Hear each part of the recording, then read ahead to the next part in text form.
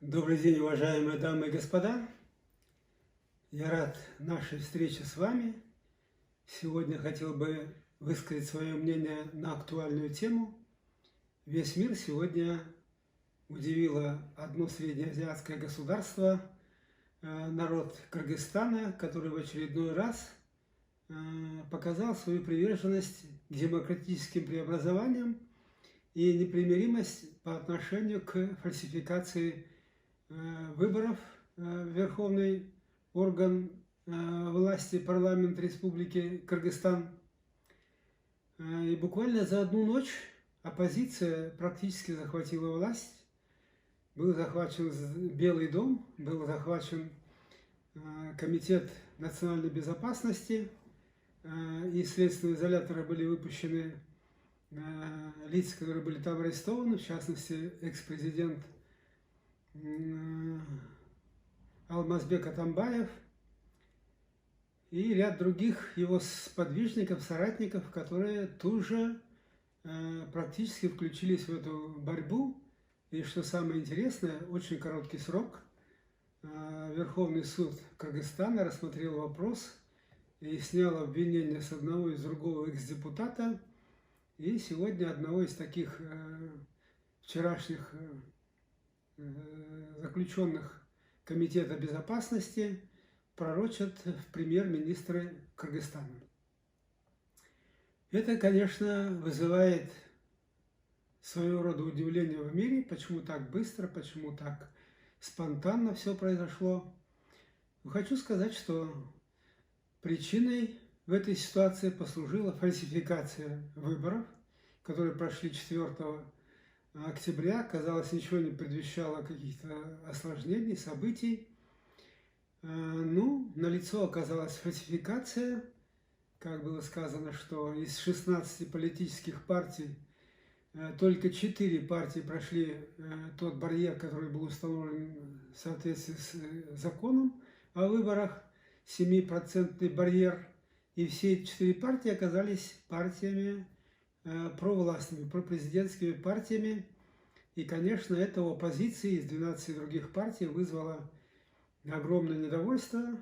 И, естественно, появились на площади люди, которые начали митинговать и оспаривать решение всех этих вопросов.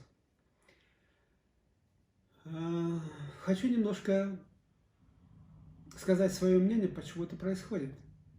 Кыргызстан – это государство, которое имеет давнюю историю. Это кочевой народ. Люди привыкли избирать своего хана открытым голосованием на собраниях и объявлять его ханом. А если он по каким-то причинам в течение исполнения своих обязанностей не подходил населению, население тут же собиралось и выносило вердикт: этого хана отстранить, избрать другого хана. И, к сожалению, или, может быть, к счастью, за тот короткий промежуток времени, что был Советский Союз и Кыргызская сначала автономная социалистическая республика, а с 1936 года социалистическая республика, не успела выстроить какую-то строгую вертикаль власти, и по тем, значит, историческим моментам, которые имеет этот народ, и происходят эти события. Достаточно вспомнить 2005 год, когда такие же волнения вызвали отставку президента Аскара Акаева, который вынужден был бежать за пределы Кыргызстана. По инсайдерской информации, президента Кыргызстана и членов его семьи вывез с военной базы, российской военной базы, вертолет, а уже из Казахстана до Москвы доставил самолет Кулебаева Тимура. Нурсултан Назарбаев даже своему бывшему родственнику не протянул руку помощи, не дал ему свой самолет, он летел на самолете Кулебаева. Затем вроде бы пришел к власти Бакиев на волне демократии и очень смело заявил о тех изменениях демократических, которые будут проходить в стране. Но, к сожалению, в 2010 году народ вновь взбунтовался, и справедливо, насколько я понимаю, что господин Бакиев узурпировал власть, никаких реформ не проводилось, демократических преобразований, стали расставляться свои люди, члены семьи стали занимать соответствующие позиции, родственники, приближенные. И, естественно, народ Кыргызстана вновь поднялся, и Бакиев вынужден был выехать за пределы Кыргызстана. Но здесь, что интересно, тоже по инсайдерской информации, уже Бакиева из Кыргызстана вывозил отряд военных по конкретному заданию Нурсултана Назарбаева. Видимо, какая-то связь была, как я понимаю, между президентом Назарбаевым и президентом Кыргызстана Бакиевым, что сам Назарбаев дал поручение вывести его из Кыргызстана, и сегодня он находится и живет в Беларуси. Конечно, народ Кыргызстана – это миролюбивый, вольнолюбивый народ, свободолюбивый народ, и очень быстро поднимается в случае возникновения каких-то ситуаций. Мы это уже неоднократно видели. И что интересно, когда Бакиев был смещен с должности президента Кыргызстана, то появился там совет, который возглавила бывший министр иностранных дел Роза Атамбаева. Когда был распущен парламент, правительство, президент смещен, и вот этот временный совет взял на себя всю полноту власти, и парламента, и исполнительной власти. И нужно отдать должное, что Роза Атамбаева смогла за короткий срок и принять новую конституцию в 2010 году. И в соответствии с этой конституцией, как казалось тому совету, который очень скрупулезно все рассматривал, значит, должны были жить по конституции, и никаких вопросов не должно было возникать. Республика стала со смешанной формой правления, президентско-парламентская или парламентско-президентская республика. И в Конституции, как мы понимаем, было прописано то, что президентом Кыргызстана может быть избран кандидат сроком на 6 лет, и только в течение одного срока он имеет право быть президентом. Никаких вторых, третьих, четвертых сроков, как это было с Сакаевым Оскаром, не предусматривалось по закону. И что характерно, вот из той группы этого совета как раз появился Алмазбек Атамбаев, который был избран всенародно на должность президента Кыргызстана. И хочу отметить, что это оказался очень такой интересный, своеобразный политик, который, вопреки всем дипломатическим отношениям, высказываниям и дипломатическое ведение дел, противопоставил эмоциональные свои выступления, чем он прославился. Открыто, прямо, откровенно говорил то, что думал, и то, что он понимал. И казалось, через 6 лет, это должен был быть 17-й год, он должен был передать власть следующему избранному президенту, всенародно избранному президенту.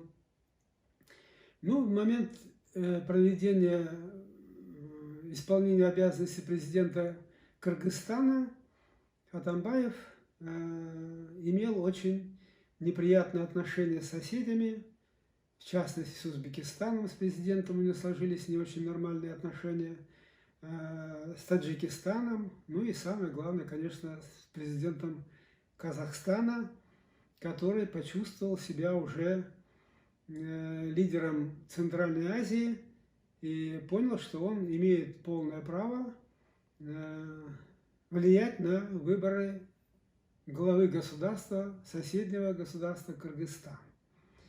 И он пригласил к себе одного из кандидатов, который был в оппозиции, Алмазбеку Атамбаеву, и это вызвало очень мощную реакцию со стороны Атамбаевой. Он сказал, кто есть что, и что есть что. Правду сказал про Назарбаева, про Казахстан.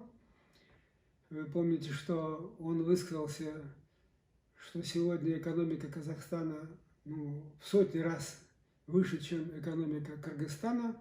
И он задал вопрос, а почему же тогда пенсия в Казахстане всего в 1,5 раза выше, чем в Кыргызстане? И он конкретно обвинил Назарбаева, что деньги разворовываются, деньги у народа забираются, и чем вызвал гнев со стороны Нурсултана Назарбаева, и он тут же дал поручение закрыть границу с Кыргызстаном. Границу с Кыргызстаном он дал поручение закрыть и обосновал это тем, что якобы через границу Кыргызстана прошли всякие разные народ, деструктивные элементы, которые могли раскачать обстановку в Казахстане, и поэтому он вынужден был закрыться. Но это была просто акция наказания, акция мести по отношению к братскому народу Кыргызстану со стороны Казахстана, когда на десятки километров растянулись машины, которые, собственно, дают 1/3 ВВП от торговли в Евразийском Союзе, и все встало, естественно, экономическая обстановка в Кыргызстане ухудшилась, и этим самым был вызван нездоровый, так сказать, интерес населения по отношению к этой ситуации. Ну, отдать нужно должное Атамбаеву. Выборы прошли довольно-таки честно, причем Атамбаев применил очень интересный способ проведения выборов. Он включил соответствующие параметры каждого жителя Кыргызстана, и чем, откровенно сказать, исключил все фальсификации по отношению к предстоящим выборам президента, и выборы состоялись. Кандидат, которого проталкивал Нурсултан Назарбаев, не прошел, а прошел соратник Алмазбека Атамбаева. Ну, естественно, в первый момент, когда новый президент после инаугурации 24 ноября 2017 года, он выражал очень большую благодарность бывшему президенту Кыргызстана, но после посещения Казахстана, встречи с президентом Казахстана Нурсултаном Назарбаевым, Алмазбек Атамбаев был обвинен в коррупции, и в прошлом году он был осужден на 11 лет и посажен в тюрьму. У каждой страны своя судьба, как и у каждого человека. Специалисты говорят, что судьбу изменить нельзя, но смягчить удар судьбы можно. Глядя на действия, которые происходят сегодня в странах постсоветского периода, в странах СНГ, складывается впечатление, что вся жизнь практически политическая расписана там по одному лекалу. Что Казахстан, что Туркменистан, что Кыргызстан, что Россия, что Белоруссия.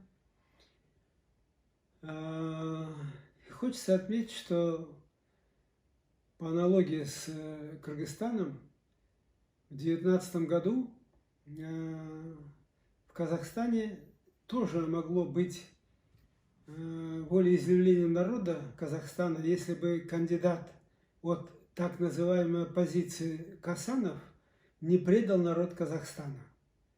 Ну, для примера, для сравнения можно сказать, что Тихановская же сегодня не подвела народ Беларуси, несмотря на то, что угроза была уничтожения ее мужа, угроза была жизни для детей ее.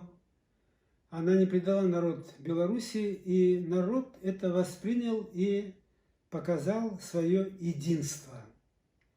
А в Казахстане, к сожалению, предательство Касанова позволило режиму Назарбаева и дальше фальсифицировать итоги выборов, в частности, в этот момент президента Казахстана.